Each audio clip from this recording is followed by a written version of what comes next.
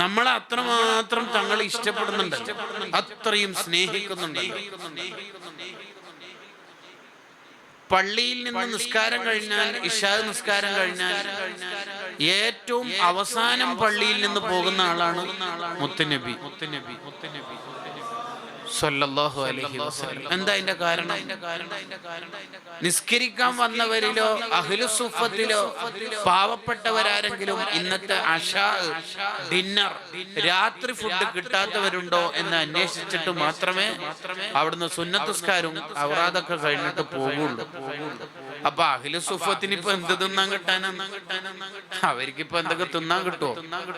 അബൂ ഹുറൈറ തങ്ങൾ അവരുടെ ക്യാപ്റ്റൻ.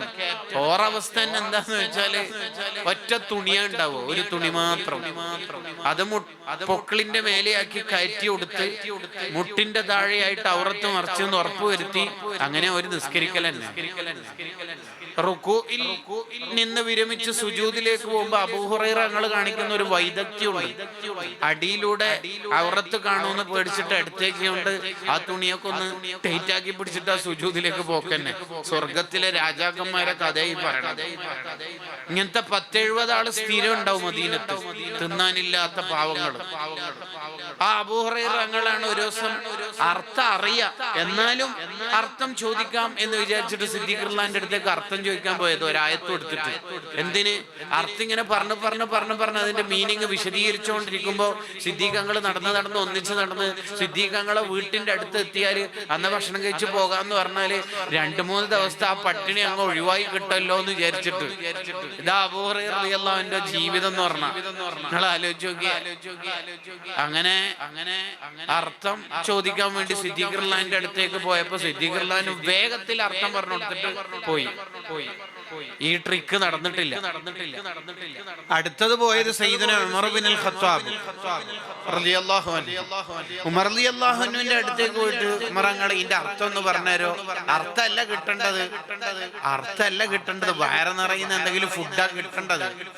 അർത്ഥം ചോദിച്ചപ്പോ ഉമർ റളിയല്ലാഹു അൻഹു അർത്ഥം പറഞ്ഞു കൊടുത്തിട്ട് പോയി. അതും നടന്നിട്ടില്ല. പിന്നെ വരുന്നു മുത്തുനബി സല്ലല്ലാഹു അലൈഹി വസല്ലം. മുത്തുനബി ഈ ആയത്തിന്റെ അർത്ഥം ഒന്ന് പറഞ്ഞുതരോ?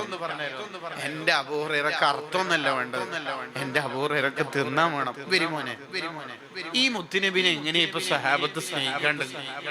എങ്ങനെ സ്നേഹിക്കാതിരിക്കുക? വേണ്ടതൊക്കെ വാരി കൊടുക്കല്ലേ ചെയ്യുന്നത്. അതുകൊണ്ടാ ഇശാ നിസ്കാരം കഴിഞ്ഞിട്ട് ഏറ്റവും ലാസ്റ്റ് തങ്ങൾ പള്ളിയിൽ നിന്ന് പോകണം. പണക്കാരായ സ്വഹാബിമാരെ വിളിച്ചിട്ട് ചോദിക്കും, ഒരു 3 ആളെ കൂട്ടാൻ പറ്റുമോ? 3 പച്ച സാധുക്കളായ മുത്തഅല്ലിമീങ്ങൾ സ്വഹാബത്തുണ്ട്, പറ്റുമോ? എത്ര? 4 ആളെ കൂട്ടാൻ പറ്റും.